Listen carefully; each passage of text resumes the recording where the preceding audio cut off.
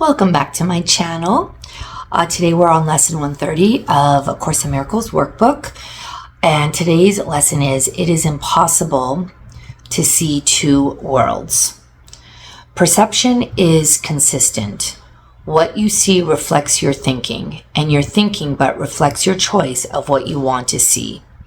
Your values are determiners of this. For what you value, you must want to see. Believing what you see is really there. No one can see a world his mind has not accorded value, and no one can fail to look upon what he believes he wants. Yet, who can really hate and love at once? Who can desire what he does not want to have reality? And who can choose to see a world of which he is afraid? Fear must make blind, for this its weapon is. That which you fear to see, you cannot see. Love and perception thus go hand in hand, but fear obscures in darkness what is there. What then can fear project upon the world? What can be seen in darkness that is real? Truth is eclipsed by fear, and what remains is but imagined. Yet what can be real in blind imaginings of panic born? What would you want that this is shown to you? What would you wish to keep in such a dream? Fear has made everything you think you see. All separation, all distinctions, and the multitude of differences you believe make up the world. They are not there. Love's enemy has made them up. Yet love can have no enemy, so they have no cause, no being, and no consequence. They can be valued but remain unreal. They can be sought, but they cannot be found. Today we will not seek for them, nor waste this day in seeking what cannot be found. We are really diving deep into the idea of kind of thinking, assuming what we believe is love, and a lot of them we find in our special relationships, our special friendships, our special romance partners, and we just compartmentalize all these people, and we think that we call that love. Oh, this is my best friend. This is my best friend. This is my my college best friend. Oh, I've known this person since I was 3, or maybe a family member, or definitely a, love partner. But as soon as they do something to disappoint, that love is gone. And sometimes we find ourselves trying to maintain the standard of what, we believe will sustain the relationship, but we sacrifice being our authentic self. We sacrifice our true voice in telling them how we truly feel about anything in life, just so we don't rock the boat, and we kind of maintain that status. But as soon as something goes awry, everything shifts, and it's very, very difficult and exhausting to try and maintain those special relationships, because you feel like you're just constantly shape-shifting, being what works the best with your audience in that moment. How you turn those special relationships into holy relationships where there is no fear. You can be your authentic self. You don't have to hold back. And how you communicate, it's going to be with intention. And feeling safe. Feeling totally safe to be who you are. Warts and all. That is the truth when you're talking about holy relationships, because it's only truth. And it's love in the purest sense, meaning like you do not have to change an iota for this person, nor they to you. And there's no fear. There's no fear in losing them potentially, if you're not pleasing them in some way, You have to agree with every ideal that they have, or else there might be a fight. That is what is indicative of a special relationship. There's this sense of fear and lack of safety in that environment. It is impossible to see two worlds which have no overlap of any kind. Seek for the one, the other disappears. But one remains. They are the range of choice beyond which your decision cannot go. The real and the unreal are all there are to choose between, and nothing more than these. Today we will attempt no compromise where none is possible. The world you see is proof you have already made a choice as all-embracing as its opposite. What we would learn today is more than just the lesson that you cannot see two worlds. It also teaches that the one you see is quite consistent from the point of view from which you see it. It is all a piece because it stems from one emotion and reflects its source in everything you see. 6 times today, in thanks and gratitude, we gladly give 5 minutes to the thought that ends all compromise and doubt, and go beyond them all as one. We will not make 1,000 meaningless distinctions, nor attempt to bring with us a little part of unreality, as we devote our minds to finding only what is real. And that's what we're trying to do, is find the real, which carries the only value that we truly seek. What is real? Again, if relationships can change on a dime, it's just not real. You know, that true holy connection that you have with another, it is unchanging. They need do nothing for you to see their honesty, their truth, and them with you. But it doesn't require constant phone calls, constant meetups, text messages to check in on one another. You just naturally do that anyways when you are in a holy relationship.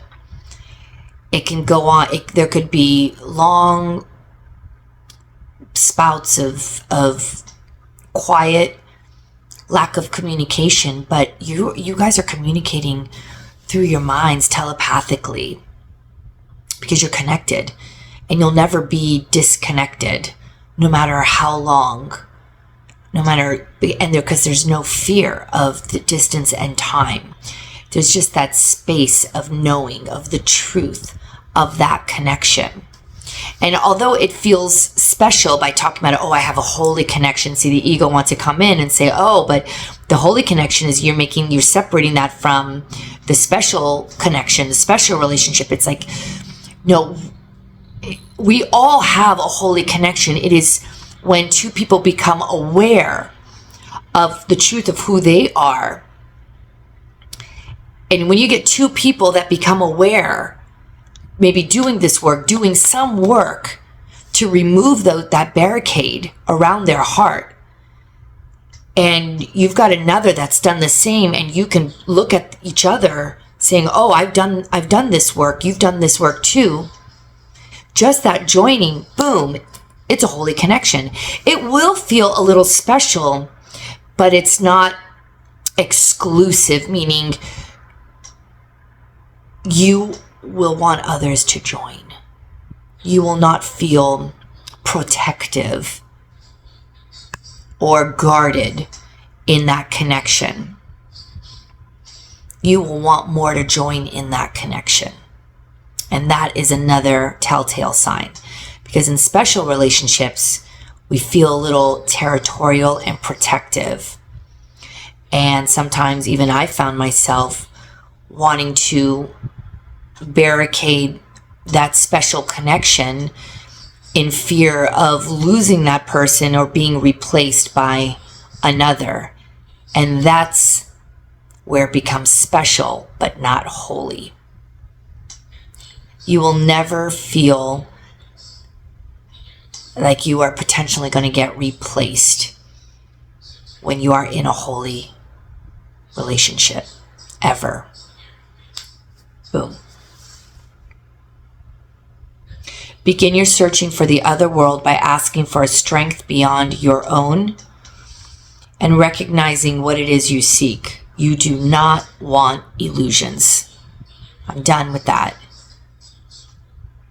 I used to seek out certain friendships and I was always disappointed because I set such high expectations, but then I also realized it wasn't that they were disappointing me. I wasn't showing up for myself. So how could I possibly expect them to show up for me in a way? I set the bar too high. Number one, but number two, I set a bar, which I should have never done. But that was done from fear. Once you start to remove that cage around your heart, you don't have expectations of people. And when they can really show up with an uncaged heart, then you can start really communicating authentically. And that's when it feels more like a holy instant. But yeah, it's asking yourself, who do I need to be to myself first before I can show up to another? And on this journey, you may find other companions that you want to join with in helping you decipher this mishigas of like information. It's tough. And it's great to join with others to do this.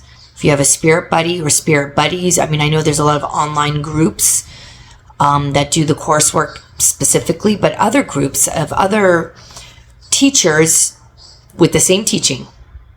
They're teaching the same thing, but different teachers out there that also have groups.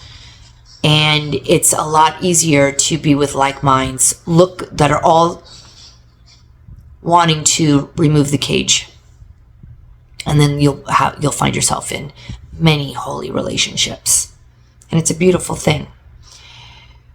So let me repeat, you do not want illusions. And you come to these 5 minutes emptying your hands of all the petty treasures of this world. You wait for God to help you as you say, it is impossible to see two worlds. Let me accept the strength God offers me and see no value in this world, that I may find my freedom and deliverance. God will be there, for you have called upon the great unfailing power, which will take this giant step with you in gratitude. Nor will you fail to see his thanks expressed in tangible perception and in truth. You will not doubt what you will look upon, for though it is perception, it is not the kind of seeing that your eyes alone have ever seen before. And you will know God's strength upheld you as you made this choice. Dismiss temptation easily today whenever it arises, merely by remembering the limits of your choice.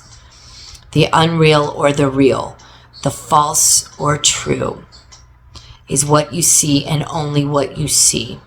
Perception is consistent with your choice. And hell or heaven comes to you as one. It is a choice. This is where it might get a little uncomfortable, because you might find some triggering going on as the deeper you go into this work. Your vibration changes, your frequency changes. You are looking for truth in your world, and people, places, activities, you may find yourself you can't identify with anymore because it wasn't truth. You thought it was truth from your old version, but you're more freed up, open heart, space person is, hold please, maybe not quite feeling the connection that you once felt. And it can hurt, because then you might feel a little bit lost as you're just like, where do I fit in? And then you realize, wow, my ego really has done a number on my vision, needing to fit in. You already fit in. You're in God's arms. You're part of his posse. There's no other clique or circle you need. And remembering that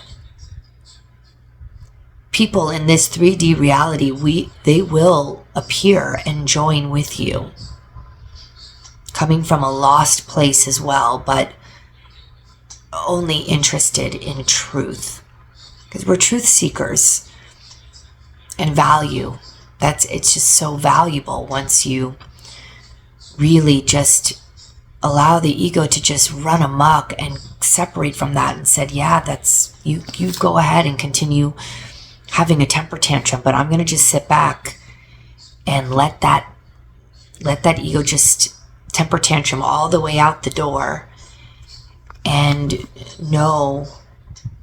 remember who you are and will always be.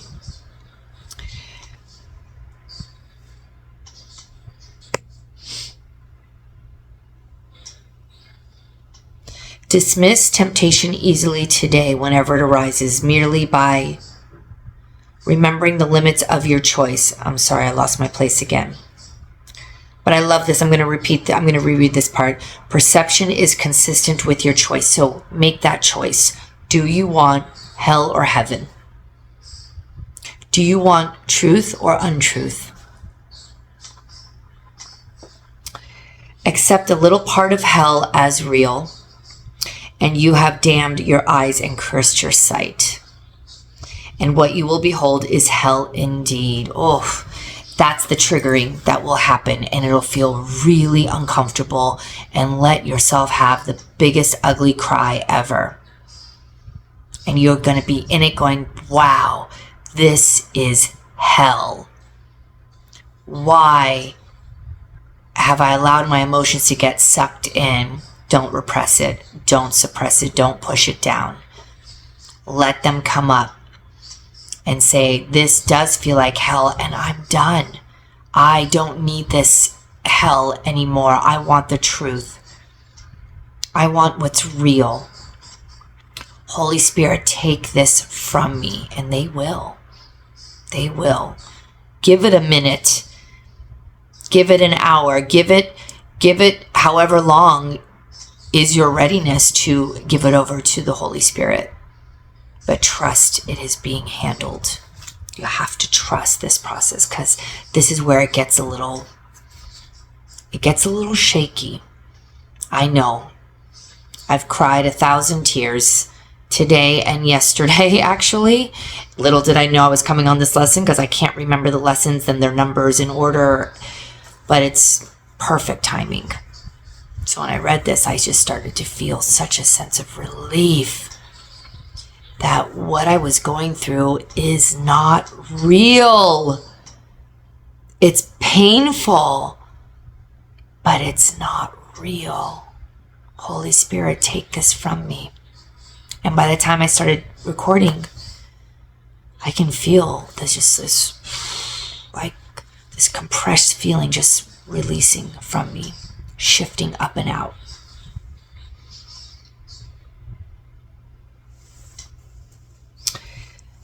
The release of heaven still remains within your range of choice, even if you do decide on hell. Don't worry if you find yourself wrapped up in the trigger for half a day. A little glimmer of heaven will show itself. And that's your sign to grab on, because it's going to get bigger and bigger and wider and brighter.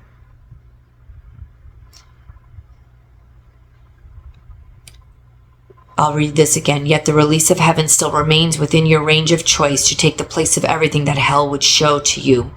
All you need say to any part of hell, whatever form it takes, is simply this: it is impossible to see two worlds. I seek my freedom and deliverance, and this is not a part of what I want. This lesson is perfect in these words. If you can put it on a post-it on your forehead, it is impossible to see two worlds. I seek my freedom and deliverance, and this is not a part of what I want. Lesson 130, it is impossible to see two worlds.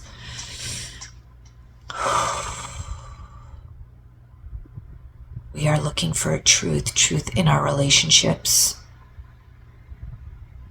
And we will find it because it is what we are to ourselves. First, and the most important relationship is the relationship that we have with Holy Spirit, which is the one with ourselves. It is all embodying. When you really take a stance and make that choice that I'm going to do everything in my power to firm that relationship up, you will start to see the truth in the world. And that's why as untruths come up and they feel really uncomfortable, it's just an indication that you're still holding on to some residue. So trust that. Say, oh, I'm glad I'm feeling like shit right now because it's still affecting me. That means I haven't released all of it. I'm releasing all of it, more of it, some of it. That's up to you. But then continue doing this work. Don't give up, because more triggers, it's another opportunity for more release, until one point when you're no longer triggered, you're going to be just like, I see the truth in the situation. There's nothing to feel upset about.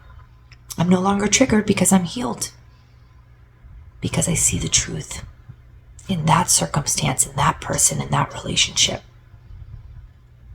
It's a beautiful thing, and I can't wait for you to experience it, because it is just like, oh, I can breathe. I got a little more lung space, a little more air capacity.